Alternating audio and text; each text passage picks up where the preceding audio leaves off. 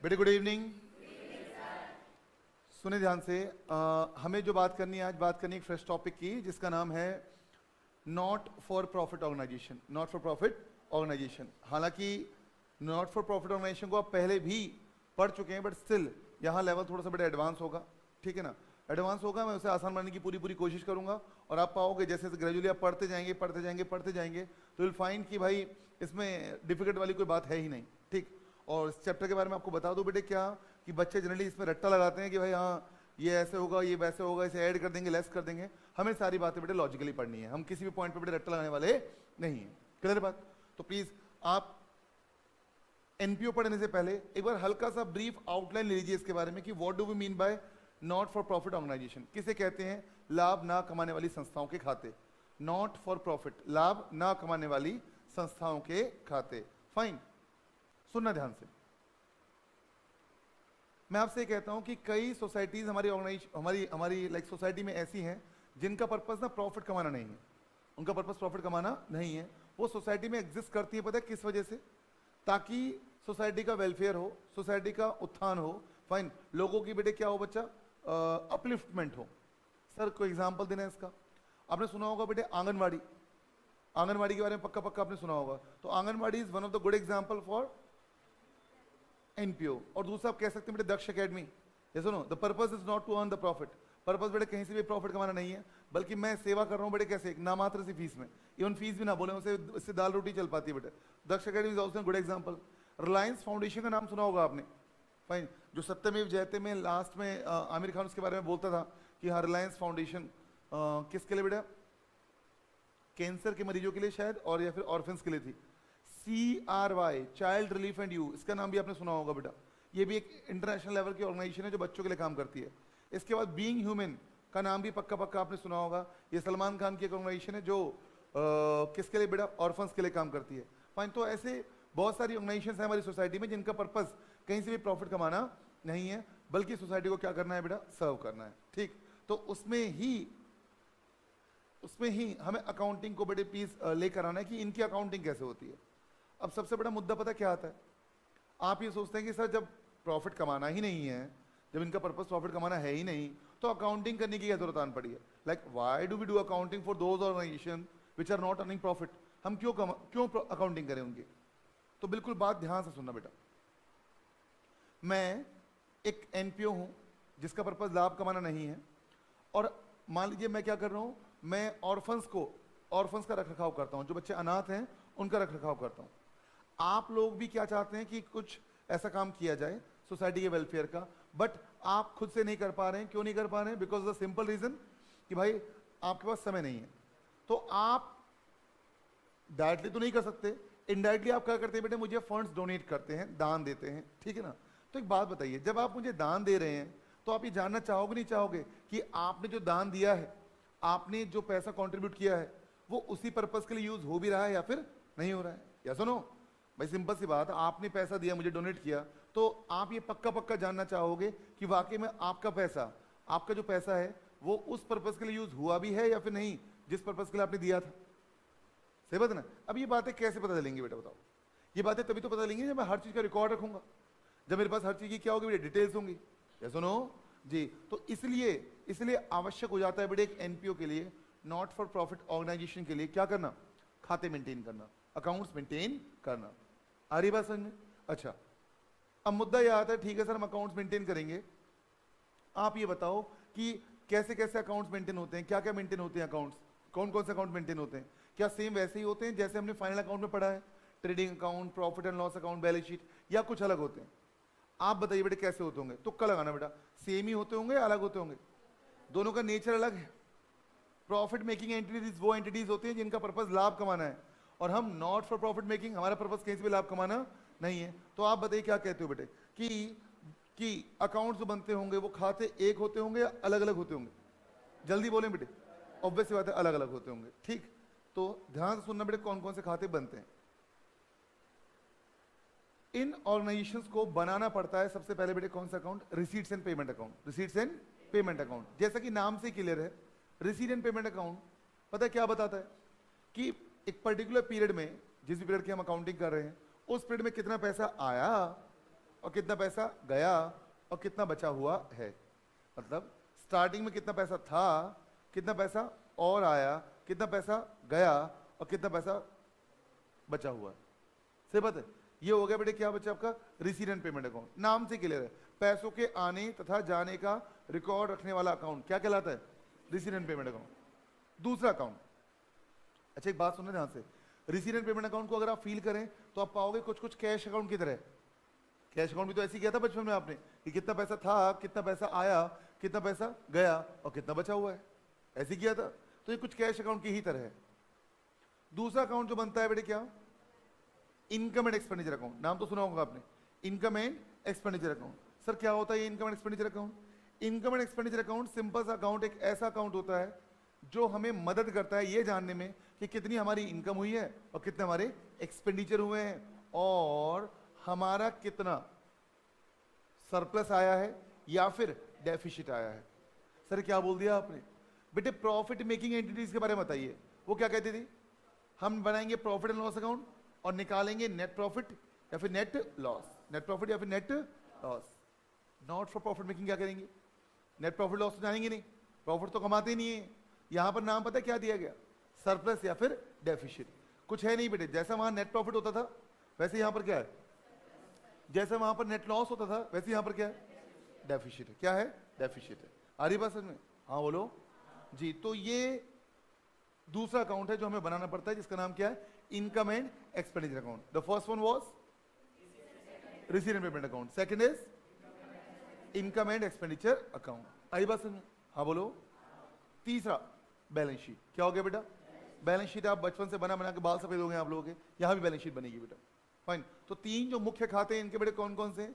Receipt and payment account, दूसरा income and expenditure account, तीसरा balance sheet. तो these are the three accounts which are required to be prepared by an NPO, जो कि NPO को बनाने पड़ते हैं।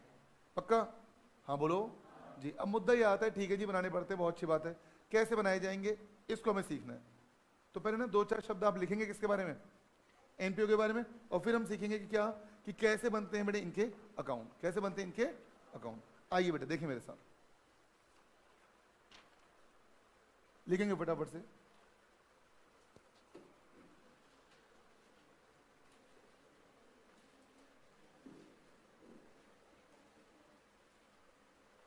Not for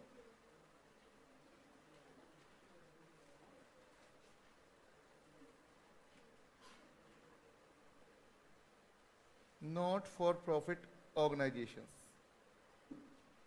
NPOs, not for profit organizations। क्या बोलते हैं हम प्यार से इनको? NPOs। लाभ कमाने वाली या ना कमाने वाली? लाभ ना कमाने वाली संस्थाओं के खाते।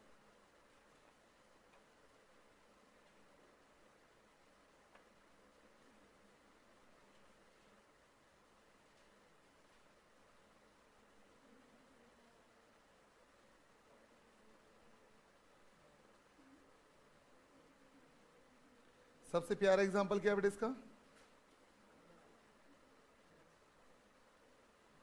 दक्ष एकेडमी, ठीक है ना? हाँ जी। आप जीत द हैंड्स भी बोल सकते हैं, बट दक्ष एकेडमी लिख के आओ तो काफी रहेगा। हाँ जी। अब सुनना ध्यान से, लिखिए इनके बारे में। Not for profit organisation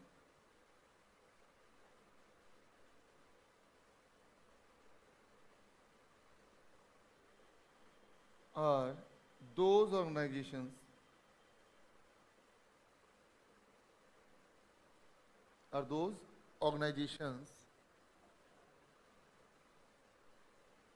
which are there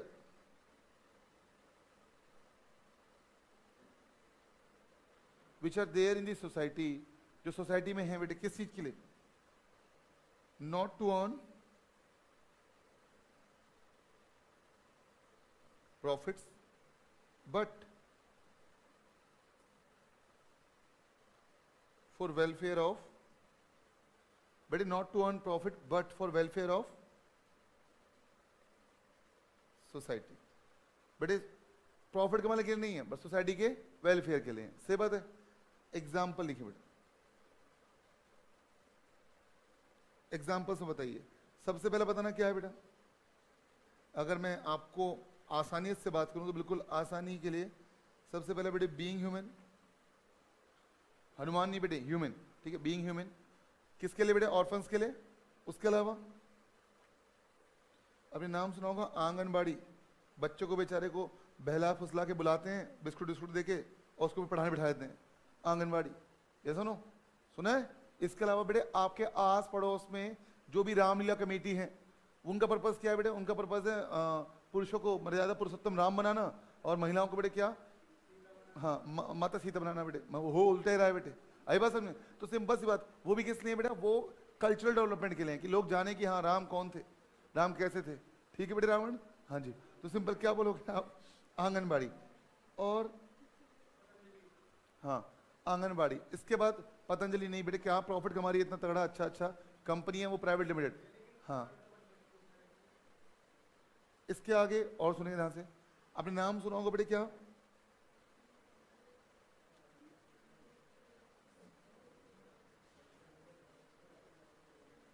Reliance foundation, fine, clear बात।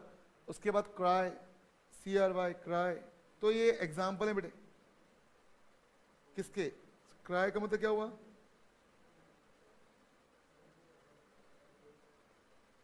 Child relief and youth. तो these are the examples of NPO, fine. अब मुद्दा ये आता है इनकी फाइनेंशियल स्टेटमेंट में क्या क्या आता है, तो क्या लिखोगे आप? लिखिए बेटा,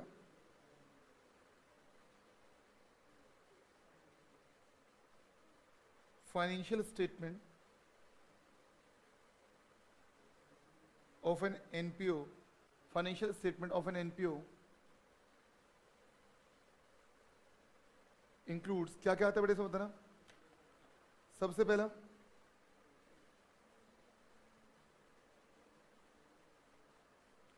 रिसिप्ट्स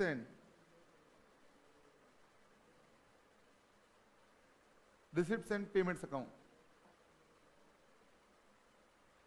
दूसरा बताओ बेटा जी, income and expenditure account, income and expenditure account. बेटे तीसरा बताइए,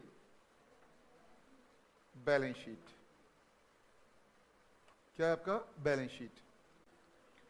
ये तीन बातें कवर होती है बेटे किसमें? आपकी financial statement of an NPO में, फाइन। अब चर्चा को आगे बढ़ाते हैं और बात करते हैं बेटे नेक्स्ट लेवल की, कि सर ये है क्या? एक एक चीजों को खोलेंगे बेटा आराम से। मैं हर अकाउंट के ना गुण बताऊंगा आपको कि क्या क्या है, क्या क्या नहीं है, क्या क्या बातें इसमें इंक्लूड होती है, क्या क्या बात इंक्लूड नहीं होती है, फाइन। सारी बातों को हम चर्चा करेंगे और फिर बनाना सीखेंगे कुछ छोटे छोटे की एलिमेंट्स जो बहुत ही ज्यादा आप कहते हैं बेटे क्या है, क्रूशियल हैं इनको बनाने में, रिसीट एंड पेमेंट को बनाने में, इनकम एंड एक्सपेंडिचर को बनाने में और बैलेंस शीट को बनाने में, ठीक है ना जी। तो देखें फटाफट से बात करते हैं कि इसके पहले रिसीट एंड पेमेंट की, रिसीट एंड पेमेंट की।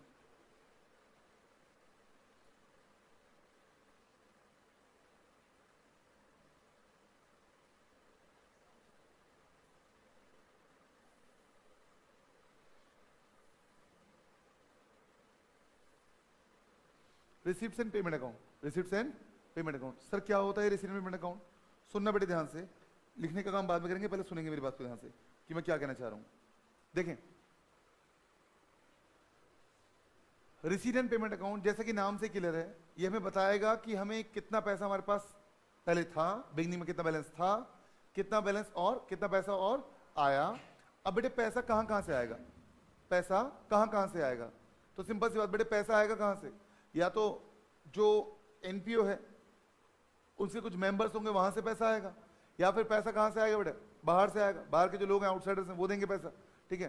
कहां कहां से पैसा आए इसकी बात। फिर उसके बाद वो पैसा कहां कहां पर यूज हुआ, कहां कहां उसके बेटे पीस क्या किया गया, यूज किया गया, यानी कि कहां कहां पेमेंट हुई, वो सारी बातें, और एंड में कितना हमारे पास क्लोजिंग बैलेंस बचा हुआ है। अब मुझे एक बात बताइए बेटा, आपको नहीं लगता कि इसमें जो भी आइटम आएंगे सारे के सारे कैश इन नेचर होंगे? किस नेचर के होंगे?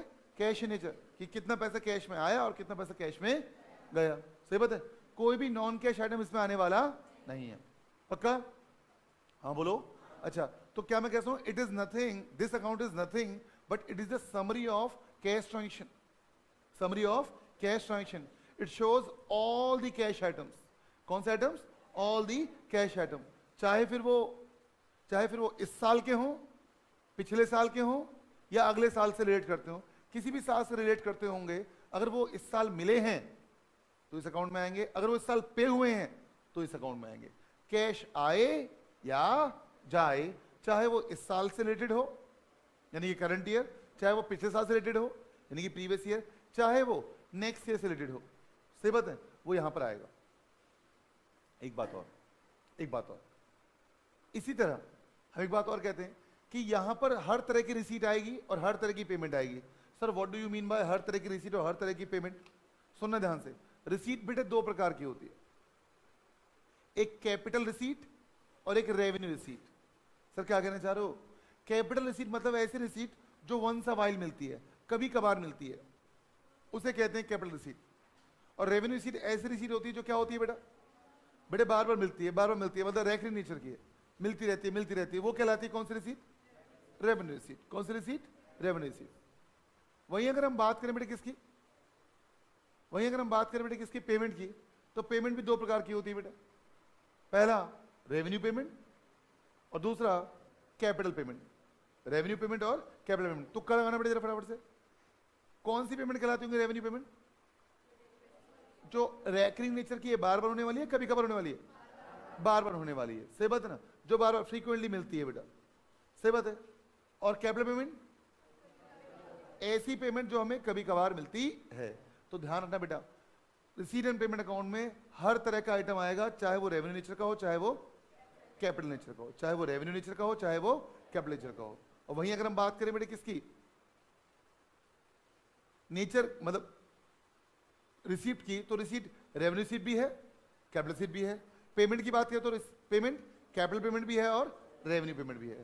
प्लीज रिक्वेस्ट है आपसे, रेवेन्यू का मतलब ये मत समझना कि रेवेन्यू मतलब वो इकोनॉमिक्स वाला revenue, total revenue, marginal revenue. या रेवेन्यू का मतलब किससे बेटा? रेवेन्यू का मतलब किससे? उसकी फ्रीक्वेंसी से, उसके होने वाले बेनिफिट से। चलो आप मुझे बताना बेटे ये रेवेन्यू पेमेंट है कैपिटल पेमेंट है? बेटे मैंने पता है क्या परचेज किया, मैंने ये पेन परचेज किया, फाइन, पेमेंट हुई होगी इसकी भी। बताइए इसका बेनिफिट मुझे लंबे समय तक मिलेगा या कुछ ही दिनों के अंदर खत्म हो जाएगा? कुछ ही दिनों के अंदर खत्म हो जाएगा। बेटे मैंने ये विजुअलाइजर लिया, विजुअलाइजर परचेज किया, आप बताइए इसके लिए पेमेंट की होगी? चुराया नहीं भाई, बताइए इसके लिए पेमेंट की गई होगी, यस और नो? तो बोलो इसका बेनिफिट लंबे समय तक मिलेगा या एक साल के भीतर भीतर खत्म हो जाएगा?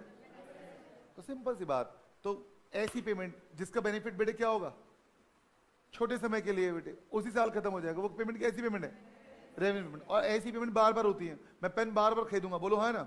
और वहीं अगर बात करूं बेटे किसकी? इसका बेनिफिट लंबे समय तक क्या होता रहेगा? मिलता रहेगा। तो ये कैपिटल पेमेंट में आएगा। किसमें? कैपिटल में। तो ध्यान रखना, कसम खा लो मेरे साथ साथ कि रिसीट एंड पेमेंट अकाउंट में सारी की सारी कैश ट्रांजेक्शन आती है, नॉन कैश ट्रांजेक्शन नहीं आती है। तीसरी बात बेटे क्या कि चाहे वो पैसा रिलेट करे करंट ईयर से, नेक्स्ट ईयर से, या फिर बेटे क्या प्रीवियस ईयर से, अगर वो इस साल आया है या इस साल गया है तो यहां पर आएगा, चाहे वो रेवेन्यू नेचर का हो चाहे वो यहां आएगा, ठीक है ना।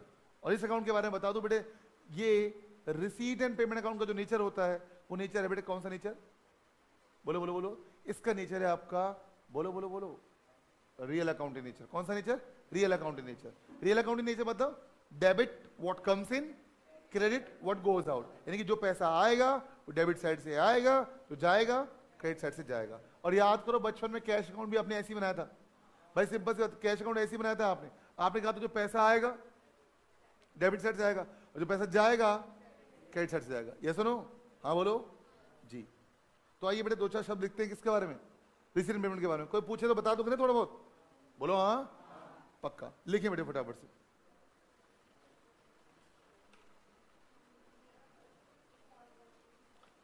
चुपचाप पढ़ाई करो नालायक, क्या बोलते रहते हो, कुछ भी बोलते हो। हाँ जी लिखें, इट इज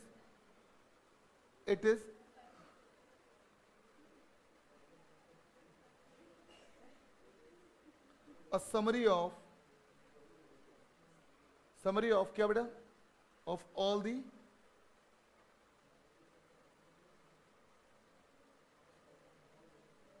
बेटा समरी की स्पेलिंग सही है ना सर? हमें कौन सा पता है? all the cash transactions, summary of all the cash transactions, It does not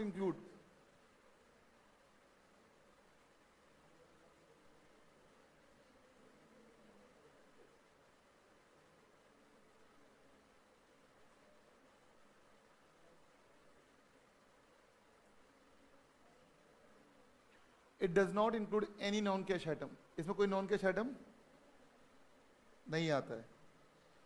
दूसरी बात बताइए बेटा, किस नेचर का है बेटे?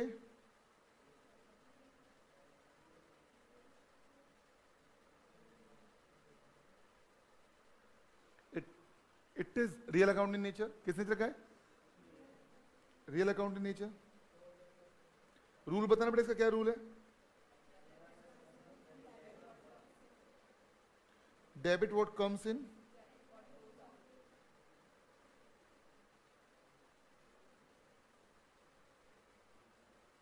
बहुत बढ़िया बेटा, शाबाश। आगे चलो बेटे, इसके बाद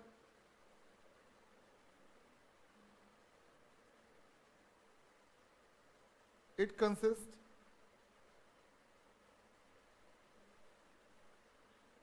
all the items of it consists all the items of receipts, it consists all the items of receipts whether belonging to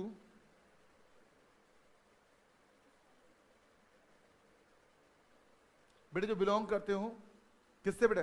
चाहे करंट ईयर से, चाहे प्रीवियस ईयर से, चाहे बेटा नेक्स्ट ईयर से। It consists all the items of receipt whether belonging to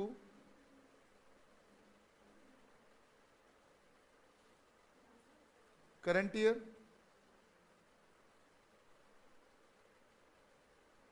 previous year or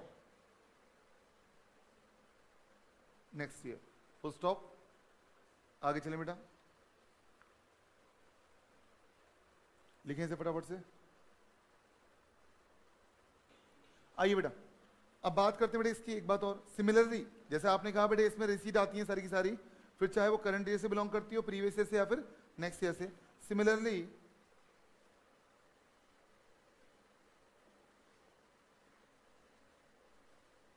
it consist of, बोलो बोलो बोलो,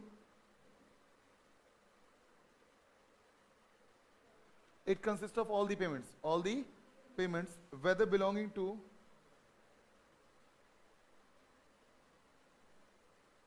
कौन सा year?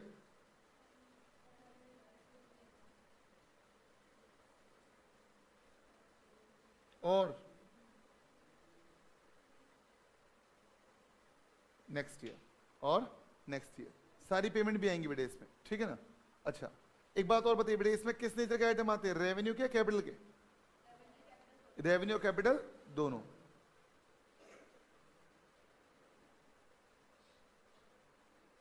It consists of all the items of receipts, बेटे ब्रैकेट में लिखना, whether revenue receipts or capital receipts. It consists of all the items of receipts and all the items of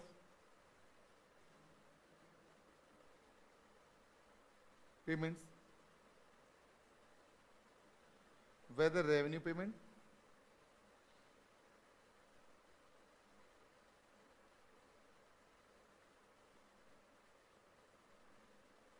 और capital payments. चाहे बेटे revenue payment हो या फिर कौन सी पेमेंट हो? कैपिटल पेमेंट हो।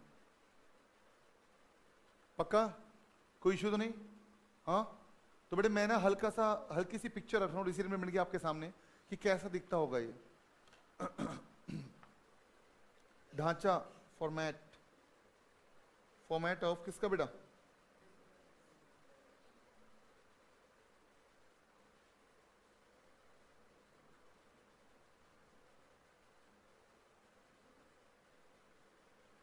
हाँ जी, क्या लिखेंगे?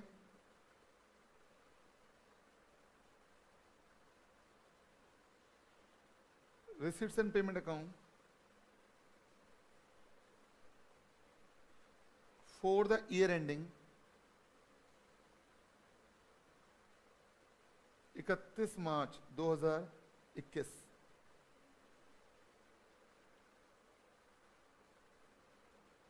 Receive and payment account for the year ending 31 मार्च 2021। देखिए बेटा कैसा होगा, छोटा सा हल्का सा नन्ना सा, क्या नहीं तो किस बेटे क्यों रट लगा रहे हो, क्यों रट रहे हो, खाली चुपचाप सुनते रहो ना अभी। हाँ कॉलेज में पढ़ा हुआ आपने? हाँ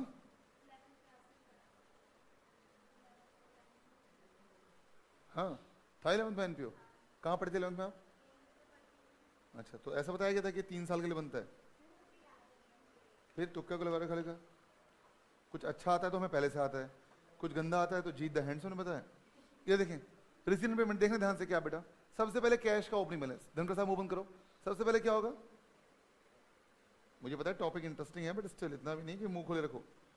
सबसे पहले क्या है, to balance BD. To balance BD को पता है कौन सा बैलेंस कहते हैं बेटे? Opening balance. ओपनिंग बैलेंस किसकी चीज का बेटे? कैश का और बैंक का, दोनों का आएगा यहां पर बैलेंस। कौन सा बैलेंस है? Opening balance. पैसा आया, कितना पैसा आया बेटे बताना, पैसा आता कहां से, कहां से आएगा पैसा? हाँ जी, ओहो, मतलब किस किस कैसी कैसी रिसीट हो सकती है? रिसीट या तो कैपिटल या रेवेन्यू, या तो कैपिटल या फिर रेवेन्यू। तो अगर मैं रिसीट की बात करूं,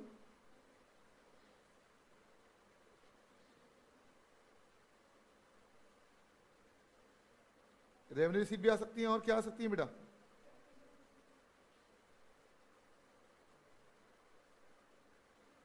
बेटे चर्चा करूंगा मैं इनके ऊपर कि क्या होती हैं, ठीक है ना, आधी क्लास के ऊपर लगाएंगे हम बाद में। पेमेंट की अगर हम बात करें तो बताना पेमेंट में क्या क्या आएगा, बोलो बोलो जी। पेमेंट में भी 2 प्रकार की पेमेंट बेटे, रेवेन्यू पेमेंट्स, रेवेन्यू पेमेंट्स और साथ साथ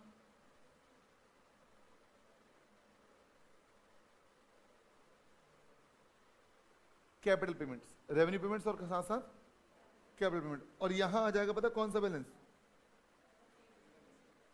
बाय बैलेंस सीडी। हाँ जी, कौन से? कैश का और साथ साथ बैंक का। कैश का और साथ साथ किसका बेटा? आपका बैंक। कोई इश्यू तो नहीं? नहीं सर कैश है, आप चिपका रहे हो, हम चिपका रहे हैं।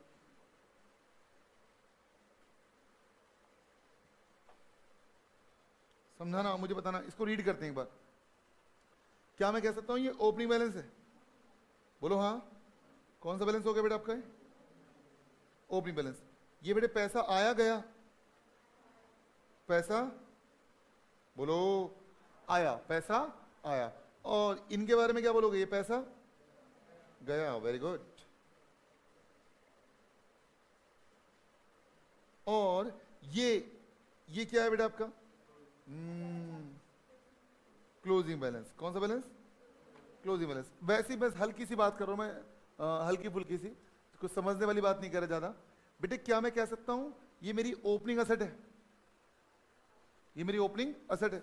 और ये मेरी कैसी असेट है बेटा? ये मेरी क्लोजिंग असेट है। ये मेरी ओपनिंग असेट, ये मेरी क्लोजिंग असेट। कोई दिक्कत यहां तक? पक्का चलें? हाँ बोल दो जी। आइए बेटा चर्चा को आगे लेके जाते हैं बेटा नेक्स्ट लेवल पर। बात करते हैं किसकी? ये बात तो रिसीव पेमेंट की, और भी चर्चा करेंगे इसको हम डिटेल में। बस फिलहाल के लिए इतना ढांचा समझ में आ रहा है आपको? हाँ जी। अच्छा अब बताइए बेटे नेक्स्ट टॉपिक क्या था हमारा इसमें? बोलो बोलो बोलो। दूसरा बेटे income and expenditure account. Income and कैसे बनता है इनकम एंड एक्सपेंडिचर देखते हैं अभी। पहले फटाफट चिपकाइए आप इसको बेटे। इतना होने के बाद अब बात करते हैं किसकी? इनकम एंड एक्सपेंडिचर अकाउंट की। तो सुनना ध्यान से इनकम एंड एक्सपेंडिचर के बारे में। क्या है इनकम एंड एक्सपेंडिचर? देखें इनकम एंड एक्सपेंडिचर के बारे में अगर हम बात करें तो जैसे कि नाम से क्लियर है, प्रॉफिट मेकिंग एंटिटी जैसे पीएनएल अकाउंट बनाती थी वैसे ही not from profit making entity क्या बनाती है? आपकी इनकम एंड एक्सपेंडिचर अकाउंट बनाती है। ये अकाउंट हमें क्या दिखाएगा बेटा? इसका ये क्या रिजल्ट दिखाएगा हमें? ये दिखाएगा कि इसकी एनपीओ का कितना सरप्लस है, कितना डेफिसिट है। सरप्लस को एक नाम से और जानते हैं, excess of income over expenditure.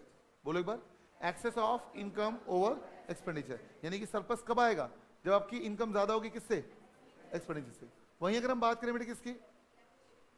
Deficit की। डेफिसिट को भी एक नाम से जानते हैं, excess of expenditure over income, excess of expenditure over income. आई बात समझ में? हाँ बोलो। अब मुद्दा पता क्या आता है? मुद्दा ये आता है बेटे क्या, ठीक है जी हमने निकाल लिया सरप्लस डेफिसिट, सर ये बताओ निकालेंगे कैसे?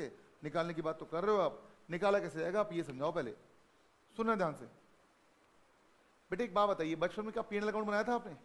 बचपन में प्रॉफिट एंड लॉस अकाउंट बनाया था, जिसमें क्रेडिट साइड में क्या आता था? सब इनकम आती थी, और डेबिट साइड में क्या आते थे? एक्सपेंडिचर आते थे। सही बात है, एक्सपेंसेस आते थे।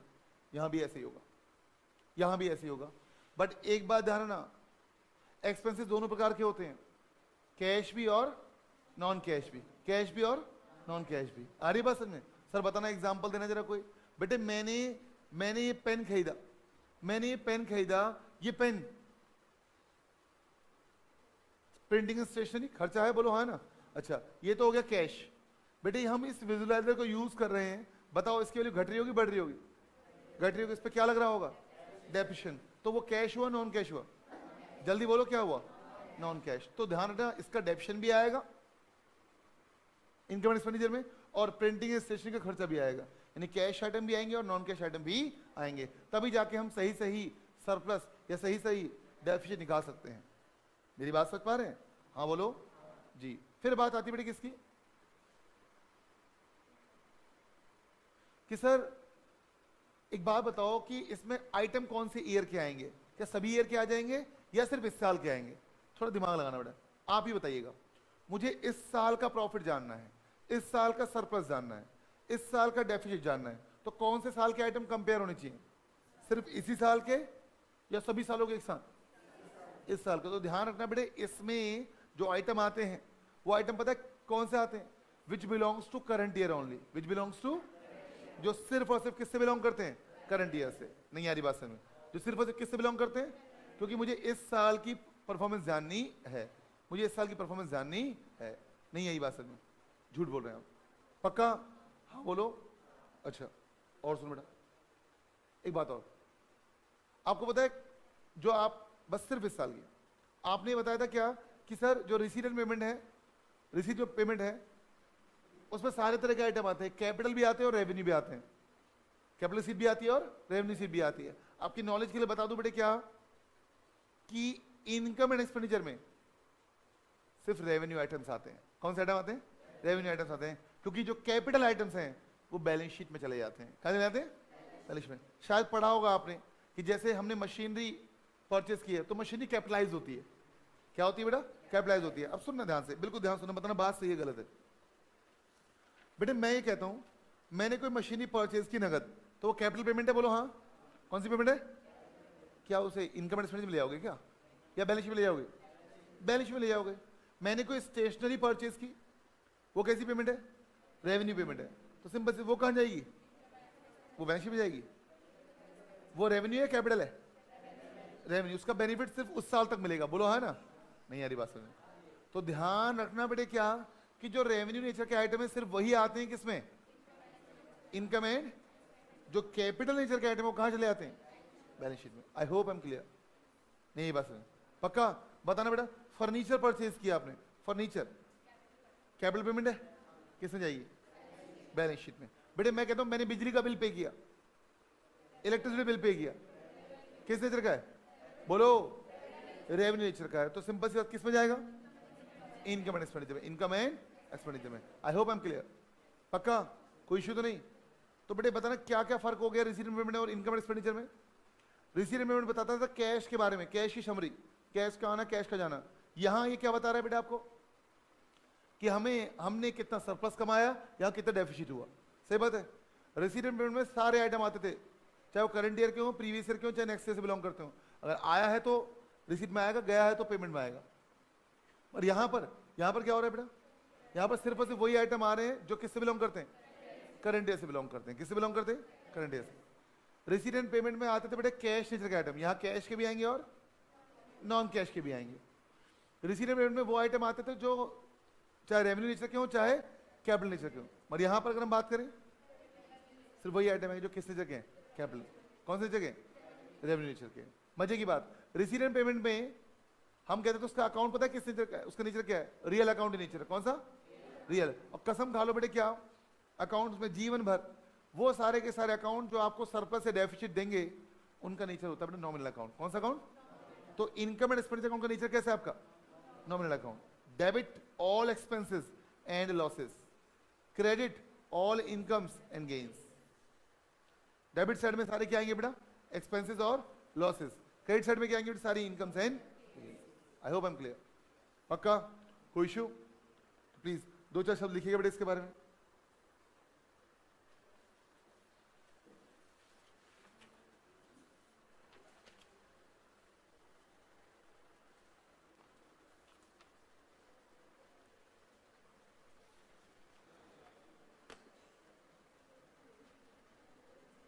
Income and expenditure account.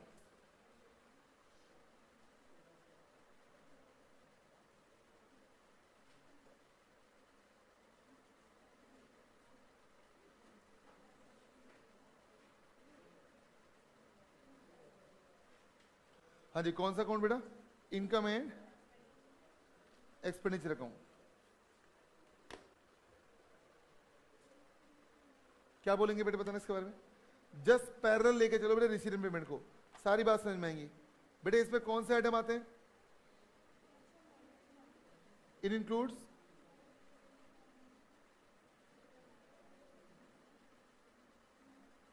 It includes कैसे बेटा? Cash as well as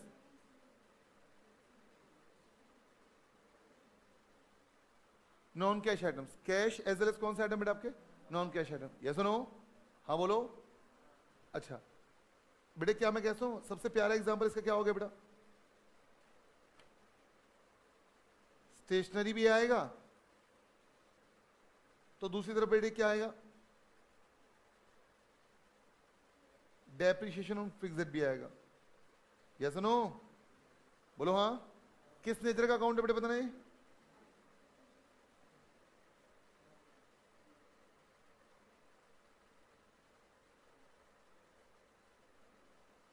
it is nominal account in nature. क्या रूल है इसका? Debit all expenses and losses. Very good. और इसके साथ साथ debit all expenses and losses and credit all incomes and gains.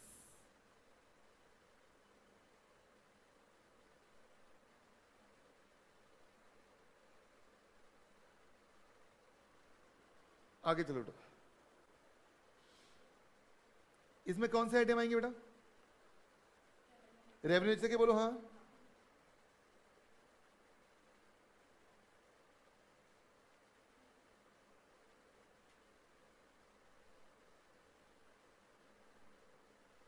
It consist of revenue items. Revenue items मतलब revenue receipt और revenue payment, वो भी कौन सी ईयर की? सिर्फ करंट ईयर की। कौन सी ईयर की बेटे? सिर्फ करंट ईयर की। It consist of only revenue items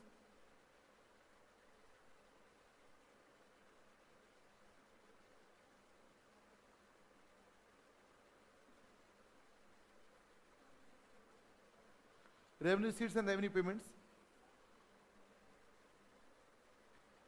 which are belonging to, बोलो बेटे बोलो, which are belonging to कौन से साल से?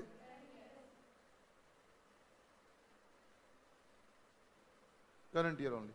कौन से ईयर का? Current year only. Yes no? अच्छा बेटे तो क्या मैं एक बात कह सकता हूं, इसका रिजल्ट क्या निकल के आएगा?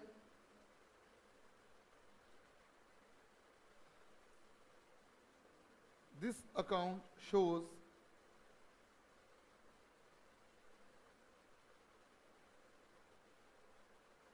net result in form of किसके रूप में बेटा? In form of बोलो बोलो बोलो सरप्लस, या फिर क्या बेटा? सरप्लस को किस नाम से जानते हो आप? हाँ, excess of income over deficit के बारे में बताओ।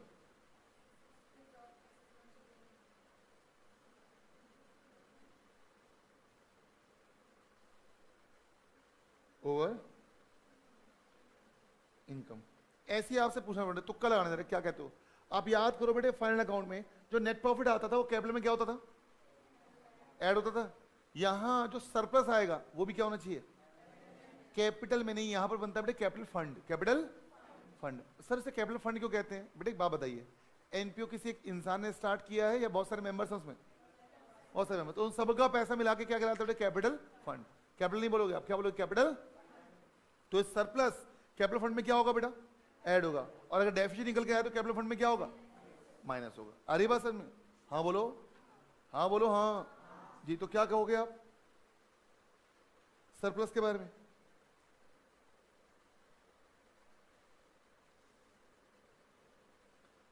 surplus is added up to capital fund, while deficit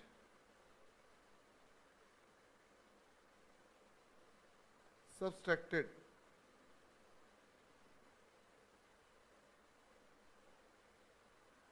from capital fund, from capital fund। आ रही बात सर में? बोलो हाँ। एक लास्ट बात और कहना चाहूंगा बेटे, क्या? इधर देखें, याद करो बेटा अपना बचपन। सर बचपन, यस, याद करो अपना बचपन। वहां ना कुछ ऐसा सीखा था आपने। सर क्या सीखा था हमने? वहां आपने सीखा था कि जब प्रॉफिट एंड लॉस अकाउंट हम बनाते थे ना, तो आप आउटस्टैंडिंग की, प्रीपेड की, सबकी एडजस्टमेंट करते थे। करते नहीं करते थे? आउटस्टैंडिंग की, प्रीपेड की, सबकी एडजस्टमेंट करते थे। वो बनता था आपका अक्रूवल बेसिस पर। कौन से बेसिस पर? तो बेटे क्या मैं कहता हूं, ये भी तो प्रॉफिट एंड लॉस अकाउंट ही है। ये इनकम एंड एक्सपेंडिचर तो क्या है? प्रॉफिट एंड लॉस अकाउंट है। बट फर्क इतना है बेटे, क्या वो बनाती है प्रॉफिट मेकिंग एंटिटी, ये बनाती है कौन? Non profit making entity. बोलो है ना? तो क्या मैं कहता हूं, ये भी किस बेस पे बनेगा? अक्रूवल बेसिस पे। और रिसीट पेमेंट किस बेस पे बनता है? कैश बेसिस पर। किस पर? कैश। ये बनेगा किस बेसिस पर? अक्रूवल बेसिस पर। मतलब इसमें आपको एडजस्टमेंट करनी पड़ेगी, पता है किसके लिए? आउटस्टैंडिंग के लिए भी, प्रीपेड के लिए भी, अक्रूड के लिए भी, अनअर्न के लिए भी, सबके लिए। बोलो है ना? तो किस बेस पे बनता है आपका? अक्रूवल बेस पर। किस पर? अक्रूवल। नहीं आया समझ में? झूठ बोल रहे हो आप? पक्का? दो एक शब्द और लिखे बेटे, एक लाइन, फिर हम क्लास को वाइंड अप करते हैं। ठीक, 2 मिनट से ऊपर नहीं लूंगा मैं आपकी क्लास, मैक्सिमम 45 मिनट की होगी। लिखे बेटे, क्या लिख रहे हैं आप? इट इज प्रिपेयर्ड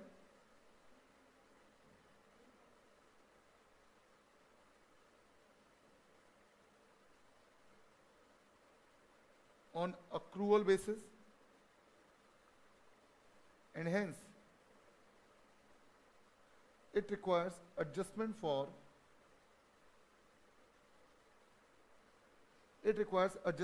किसके लिए बेटा?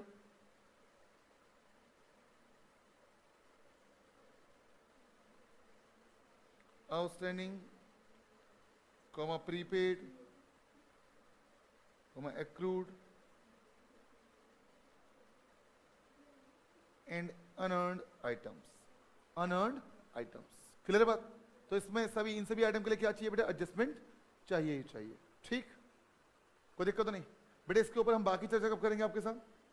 नेक्स्ट क्लास में। आप, आई होप आपको यहाँ तक की बात समझ में आई होगी।